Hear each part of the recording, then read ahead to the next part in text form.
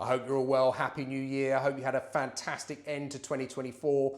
And more importantly, I hope you have a wonderful 2025. And I'm starting off the year by making my beef goulash.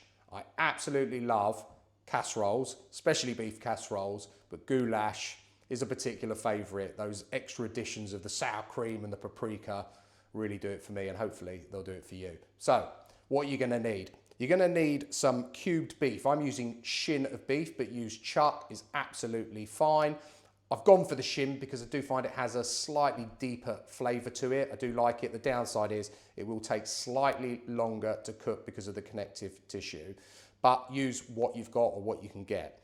Some seasoned flour, seasoned with salt and pepper. Some parsley here, just chopped flat leaf parsley. 2 cloves of garlic, sliced. 2 tablespoons of smoked paprika. I'm using sweet smoked paprika. Use what you prefer. I've got some tomato puree here, so we're going to use about a tablespoon of muti tomato puree. 1 onion, sliced. I've got a litre of beef stock here. I'm using a beef stock pot, but use a cube or whatever you have, absolutely fine. I've got 1 red and 1 green pepper sliced. A tin of my old favourites, as you know, the muti tomatoes, and of course it wouldn't be a goulash without that lovely sour cream at the end. And that is all you're going to need. So I'll see you over at the hob and let's get cooking. Okay guys, so just make sure you've got a nice wide-based oven-proof pan, and I'm going to add about a tablespoon of vegetable oil. We're going to basically cook this beef up in batches. So I'm just going to add it to the pan. Try and shake off some of the excess flour if you can. We don't want to overcrowd the pan, obviously, because we don't want it to sort of stew. We just want to get a little bit of colour on it. That's perfect. So we'll leave that. These are probably going to take about 2 to 3 minutes. Okay, so that's had 3 minutes. Obviously, I've stirred it a few times just to make sure that all the sides are cooked and browned off. Get all that lovely flavour then, obviously, at the bottom of the pan, which is what we want. Just remove it with a slotted spoon. And then I would suggest, as you add more meat, just top up the oil a little bit, because obviously that flour is going to absorb some of it. So shake your meat off, go in with another batch. This is our last batch. And we're going to do exactly the same.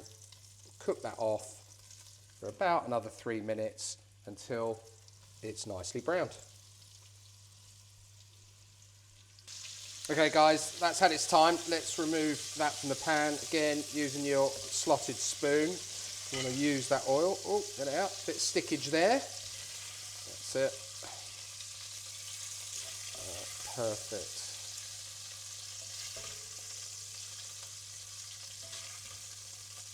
Okay, and then again, leaving the heat, it's on a sort of medium high.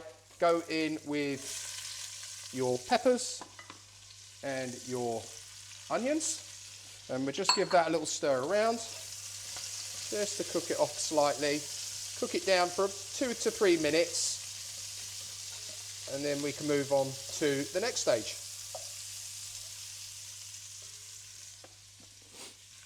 Okay, just give that a good stir around now.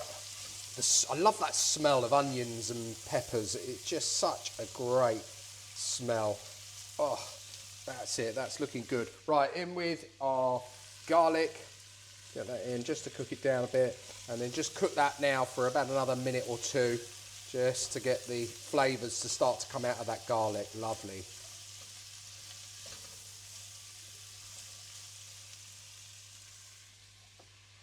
Okay, that looks good to me. Good thing about the veg as well is the moisture that's released from them helps deglaze the bottom of that pan. Look, we've got most of that lovely, all those sort of juices off that beef up, and that will flavour our dish even more. So, back in with your beef, all going in, and then our paprika.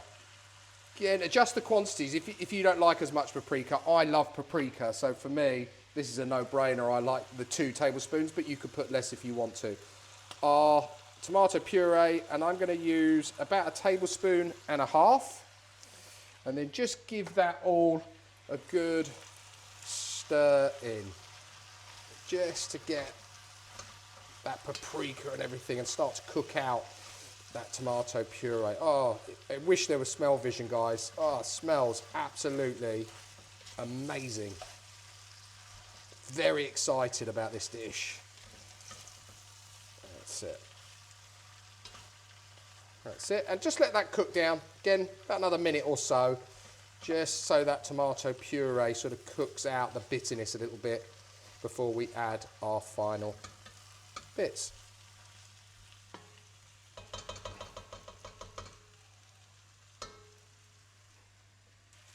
Okay, that's looking good to me. I'm just going to add some cracked black pepper. I'm not going to add any salt at this stage, purely because I know I've salted the flour on the beef, but also the stock cubes do tend to be quite salty, so I can always add that at the end. Okay, our muti tomatoes in, and straight in with our beef stock also. So remember, that was a litre. Again, adjust quantities depending on how much beef, etc. you've got. Okay, and then just stir that through just to incorporate it. And I'm going to leave it on here just to come up to the simmer before it goes into the oven. So I'll see you then. Okay guys, so that was up to the simmer, put a lid on it, it's going to go in the oven. Now I've preheated the oven to 160C fan. Okay, adjust it obviously if it's not a fan oven, and that's going to go in. Because it's the shin, it's going to take slightly longer. As I said, this is probably going to cook for 2.5 to 3 hours. If you're using chuck steak, I would say you're probably looking at 1.5 to 2 hours, but obviously, like all of these things, just check it as you're going along and cook that beef really to the tenderness that you like. So I'll see you in a bit when we're ready to bring this out of the oven and give it a go. I'll see you then. Okay, so took 2 hours 45 at that 160. I've checked it and the beef is fall apart. Looks and smells absolutely amazing. Look at that. And the sauce has thickened up just perfectly. I don't want it any thicker. And it looks amazing. Right, let's dish some up. Get myself a good bowl here. Oh, look at that beef. Look at it. Oh, get some of those goodies as well.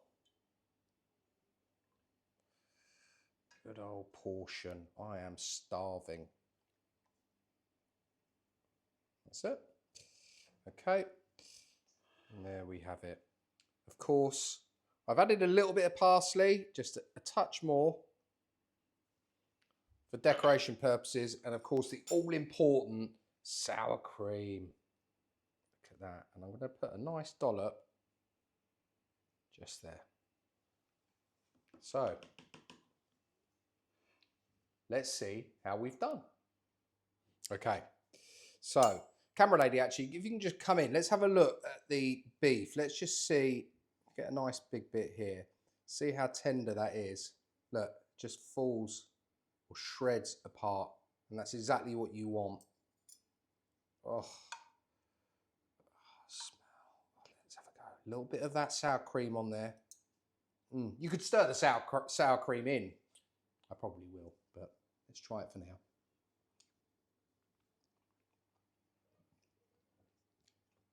Wow. Oh, that is packing a hell of a punch. Oh, a little bit more. Get all that lovely flavour from that paprika. The beef, as it's rendered down, has transformed the flavour of that sauce. It really is amazing. Pepper's adding something as well. Everything's brought something to that little party, I tell you. So, so good. That is a proper winter warmer, and one I think you'll really, really enjoy. Just a little bit different from your standard beef casserole. Just got some of those lighter flavours in there, and that sour cream just lifts it at the end. It really is delicious. Guys, I really appreciate you tuning in and watching through to the very end. If you're new to the channel and you like the content, please do consider subscribing. You can click on the watermark down here or the subscribe button down below. If you're an existing channel watcher, thank you for watching. Please do like and share. If you've got a recipe you'd like me to cook, please do send it through to me. I'll put all of the details of today's beef goulash down below in the description as always. And all that's left for me to say is until next time, it's cooking good.